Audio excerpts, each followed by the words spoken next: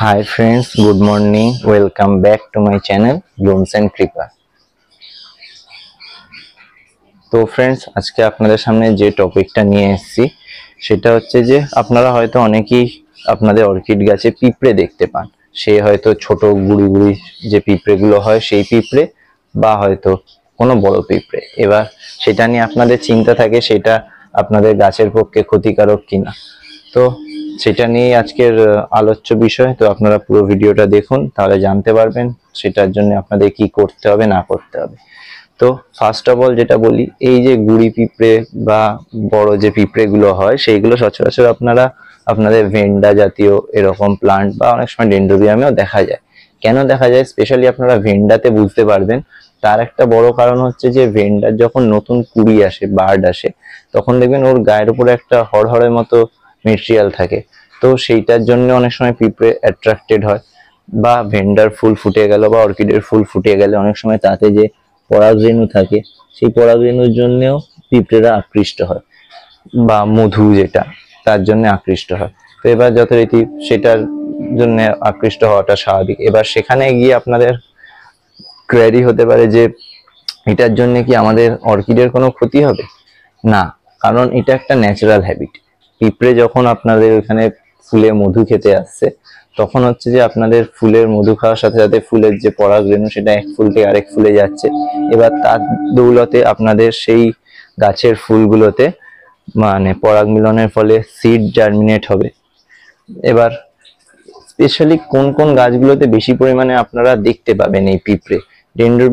ডেন্ড্রোবিয়ামে খুব বেশি পিঁপড়ে দেখা যায় না। আপনারা ভেন্ডা, ফক্সটেল আর স্পেশালি এই যে গ্রাউন্ড অর্কিড যেগুলো স্পথস বলে, সেই স্পথসে আপনারা দেখতে পাবেন পিঁপড়ে।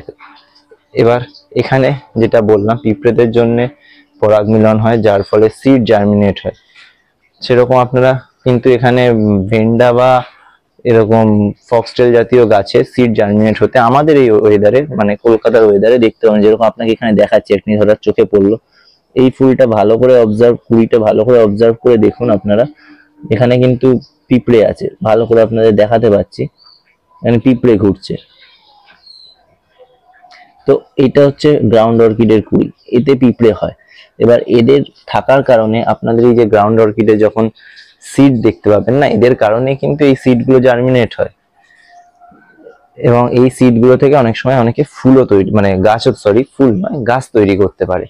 তো সিড জার্মিনেশনের জন্য পিঁপড়ের খুব ভূমিকা আছে। তো পিঁপড়েকে যদি আপনারা দেখেন যে এরকম কুড়ি বা এরকম স্টেমের মধ্যে ঘুরে বেড়াচ্ছে, এখানে যেরকম দেখালাম ফুলের কুড়িটা আছে, এরকম ভেন্ডাতেও হয়। আপনারা দেখবেন যাদের বাড়িতে ভেন্ডা আছে, তো এরকম যখন ঘুরে ঘুরে বেড়াতে দেখবেন, কোনো ভয় পাবেন না। আপনারা পিঁপড়েদেরকে পিঁপড়েদের মতোই ছেড়ে দেবেন, তাতে আপনাদের গাছের কোনো ক্ষতি হবে না, উল্টে আপনাদের গাছে উপকারী হবে। যেসব গাছে সিড জার্মিনেট হয় সেই সব গাছে সিড তৈরি হবে। হ্যাঁ, যেরকম ভেন্ডা বা ডেন্ড্রোবিয়ামের সিড হয় না। আর যদিও বা কোনো সময় কারোর ওরকম কিছু কিছু গাছ আছে যাদের সিড হয়, তৈরি হয়, কিন্তু সেগুলো পরে কাজ দেয় না। তার কারণ হচ্ছে ওয়েদার। কারণ যে গাছটি থাইল্যান্ড থেকে এসছে, সেই থাইল্যান্ডের গাছের ওয়েদার আর আমাদের এখানে গাছের এসে সেই গাছ সেই ওয়েদার নিতে পারে না, যার ফলে তাদের সিড জার্মিনেট হয় না। তো সেই হিসেবে পিঁপড়ে আপনার সিড তৈরি করতে সাহায্য করে। এবার সেটা জার্মিনেট হবে কি হবে না সেটা পরের কথা, সেটা ওয়েদারের উপর ডিপেন্ড করে। কিন্তু আমি দেখেছি স্পথস বা গ্রাউন্ড অর্কিডের ক্ষেত্রে সিডগুলো জার্মিনেট হয়। তো আপনারা এইভাবে পিঁপড়েদেরকে মারবেন না।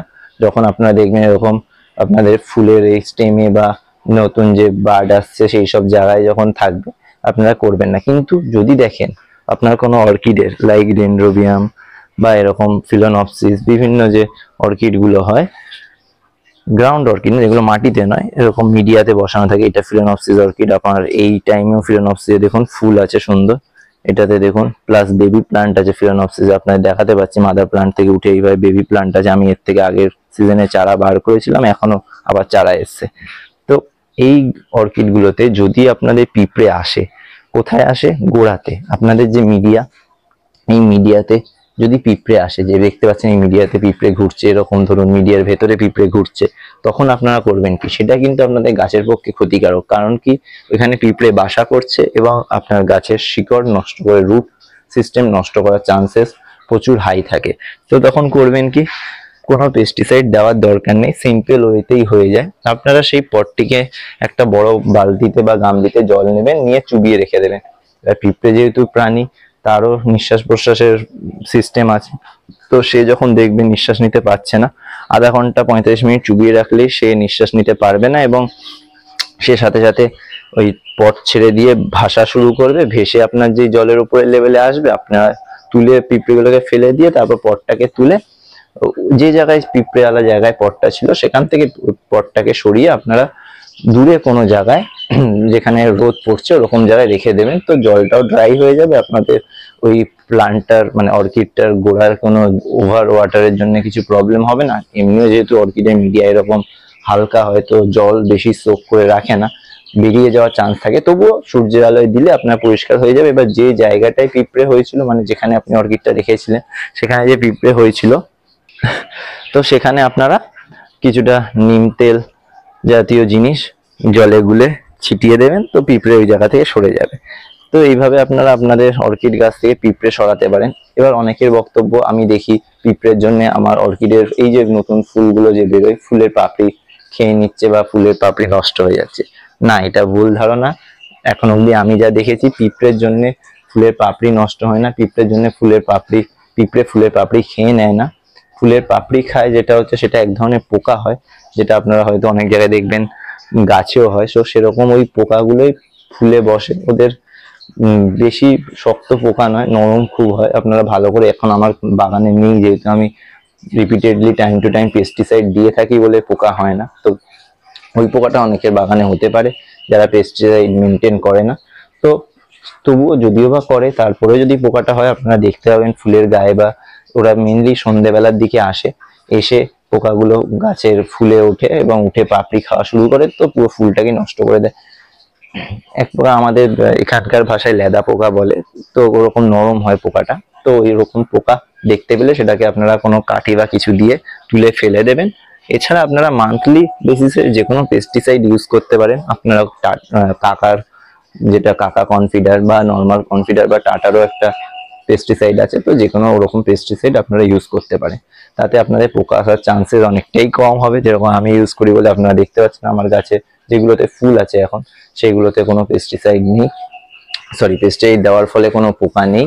তো সেই কারণে আপনারা দেখুন, আপনারা এরকম মান্থলি বেসিসে যদি পেস্টিসাইড দেন, তো পেস্টিসাইড কতটা, লিটারে 1 ml করে দিয়ে ভালো করে সেটাকে ঝাঁকিয়ে স্প্রে করে দেবেন, আপনাদের গাছে সচরাচর পোকা হওয়ার চান্সেস থাকবে না। তো এইভাবে আপনারা করতে পারেন। এবার আপনাদেরকে আবারও বলবো, পিঁপড়ে নিয়ে ভয় পাওয়ার কিছু নেই। পিঁপড়েরা গাছের বন্ধু, স্পেশালি অর্কিডের ক্ষেত্রে, বাকি গাছের জন্য নয়। তো পিঁপড়েরা যেহেতু অর্কিডের বন্ধু, তো ওরা অর্কিডের অনেক কাজেই লাগে, তো ওর জন্য আপনারা পিঁপড়েদেরকে ওইভাবে নষ্ট করার কিছু নেই, যতক্ষণ না তারা আপনাদের অর্কিডের গোড়ায় মানে মিডিয়াতে বাসা না বাঁধছে।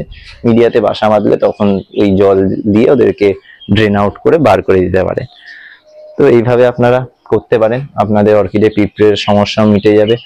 আর পোকা যেটা বললাম, সেই পোকারও পেস্টিসাইডের কথা বললাম, সেই দিয়ে হয়ে যাবে।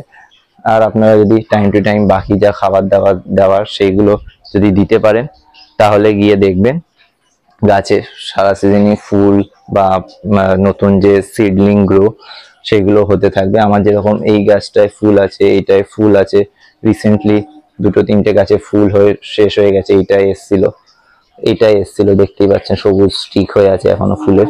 এইগুলোতে এসছিল, আবারও কিছুতে আসছে, আপনাদেরকে দেখিয়ে দিচ্ছি আমি। এটাই দেখুন, এটা বেরোচ্ছে, এটা ফ্লাওয়ার স্টিকই হবে আশা করছি, আর একটু বড় হলে বুঝতে পারবো। বাকি এছাড়া আরো একটা গাছে আছে, এই যে এখানটা দেখাতে পাচ্ছি, এই ভেতরটা দেখতে পাচ্ছেন, এটা বেরোচ্ছে, এটা একটা ফ্লাওয়ার স্টিক। দাঁড়ান একটু ফোকাস নিক, হ্যাঁ এইটা হচ্ছে ফ্লাওয়ার স্টিক, এখানে আছে।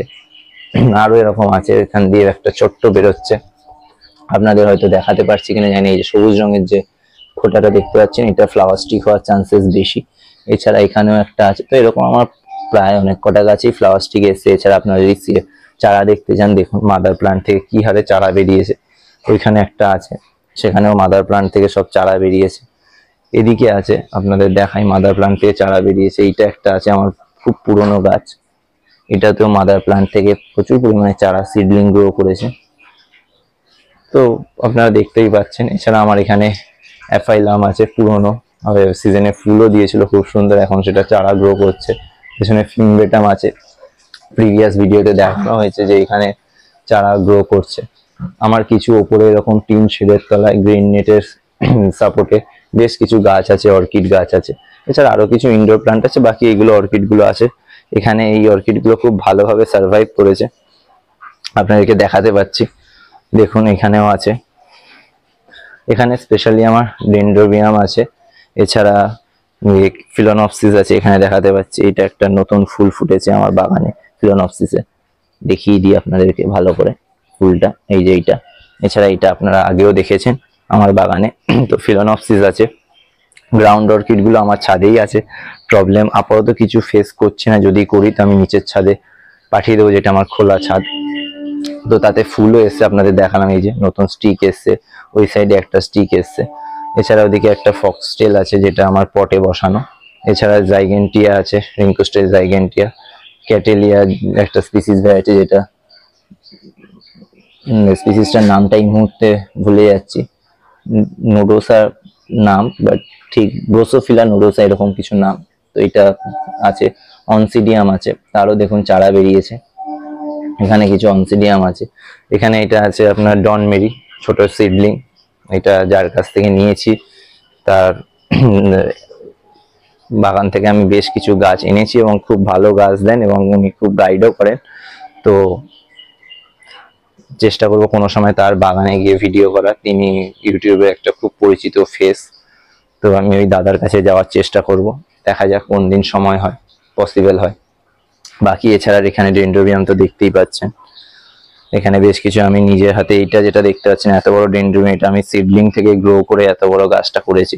প্রথমে মাদার প্লান্টেই ছিল, পরে আমি সেটাকে কাট করে এইভাবে এটাকে আলাদা একটা পটে বসিয়েছি। এখানে আমার ক্যাটিলিয়া আছে, নিচের ছাদ যেটা খোলা প্লাস্টিকের পলি হাউসের নিচে করে রাখা। এখানে আমার বিভিন্ন আউটডোর প্লান্ট সহ কিছু অর্কিডও আছে, পিঙ্কেট পদ্মও আছে, ক্যাটিলিয়া আছে, এখানেও একটা জাইগেন্টিয়া আছে। এখানে আপনার ভেন্ডা দেখতে পাচ্ছেন, স্পিসিস ভ্যারাইটির কিছু আছে, ভেন্ডাও আছে। তারপর ফক্সটেল আছে। ইনফ্যাক্ট আপনাকে আরো দেখাবো, ভালো করে খেয়াল করেন, এটা একটা স্পিসিস ভ্যারাইটির গাছ। তো এখানে জিঙ্কিন্সি আছে, লিন্ডলি আছে, ওটা আছে প্যারিসাই। এখানে বেশ কিছু স্পিসিস ভ্যারাইটির, পেন্সিল ভ্যান্ডা আছে যেটা স্পিসিস ভ্যারাইটির ভ্যান্ডা। এছাড়া ফক্সটেল আরেকটা আছে, এখানে একটা আছে, এটাই দেখুন ফক্সটেলটা, এটা হচ্ছে ভ্যান্ডা, ভ্যান্ডাতে কুড়ি এসছে, এটা ভ্যান্ডা একটা স্পিসিস ভ্যারাইটি, আপনাদেরকে দেখাতে পাচ্ছি আশা করি। কুড়ি এসছে, ভালো করে যদি অবজার্ভ করে দেখেন, এত ছোট ছোট পিঁপড়ে আপনাদেরকে দেখাতে পারবো না, যেরকম উপরে থাকাকালীন আমি আপনাদেরকে বলছিলাম। এখানে দেখতেই পাচ্ছেন যে পিঁপড়ে গুলো ঘুরে বেড়াচ্ছে, এই যে পিঁপড়ে গুলো ঘুরে বেড়াচ্ছে। এই পিঁপড়ে গুলো আপনাদের কোনোদিনই ক্ষতি করবে না, গাছের উল্টে উপকারী লাগবে। তো এদেরকে এদের ন্যাচারাল হ্যাবিটে ছেড়ে দিন। আমার এই স্পিসিস ভ্যারাইটির ভেন্ডাটায় আশা করি এটা স্পিসিস গাছই হবে। তো ফুল আসলে আমি আরো শিওর হব, তো অবশ্যই আপনাদেরকে আপডেট দেবো কি ফুল এসছে। এছাড়া আরো কিছু স্পিসিস ভ্যারাইটির গাছে আমার চারা বেরোচ্ছে। তো আপনারা দেখলেন আজকের যে টপিকটা ছিল পিঁপড়ের ওপরে, যেটা অর্কিডের জন্য হেল্পফুল না হার্মফুল, তো সেটা আশা করি আমি কভার করতে পেরেছি। তো ভিডিওটা দেখে আপনাদের কার কিরকম লাগলো আপনারা অবশ্যই বলবেন, আর অবশ্যই আপনাদের যদি কিছু জানার থাকে আপনারা কমেন্ট বক্সে লিখবেন, আমি আমার সাধ্যমতো তার উত্তর দিয়ে দেব। তো আজকের মতো এই অবধি, আবার দেখা হবে কোনো নতুন ভিডিও নিয়ে। ততদিন ভালো থাকুন, সুস্থ থাকুন, পরিবারের সাথে খুশি থাকুন, গাছ লাগান, প্রাণ বাঁচান। ধন্যবাদ।